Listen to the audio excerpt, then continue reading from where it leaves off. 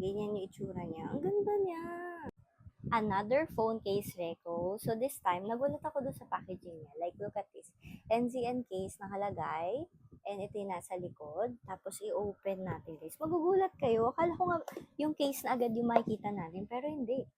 O, diba? Alam niyo yung mga case ng mga eyeglasses, ganyan. Ganun yung tsura niya. Ang bongga. So, ayan. Uy! May paganto sa loob.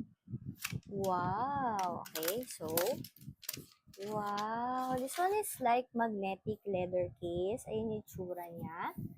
And then, ito yung nasa loob niya. So, microfiber siya. So, hindi magagasgas yung mga phones natin kapag nilagay natin dyan. And then, yung sa camera area niya, ayan, naka-elevate naman siya. Ayan.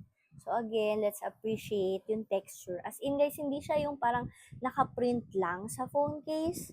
Ano talaga siya? Meron talaga siyang texture. Ito na siya, guys. So, akala ko sa 17 Pro yung nakuha ko. 17 Pro Max pala. Pero okay lang. Ayan. Ang ganda pa nung kulay niya. Tama lang dun sa aking nilagay na skin sa camera ko. Saka hindi siya madulas hawakan. Ang premium din niya hawakan. So, ngayon check natin kung mag-safe siya. And yes, mag-safe nga siya. So, kung gusto nyo ganito na case, napakaganda, sobrang premium, lalik siya dyan sa Yellow Basket.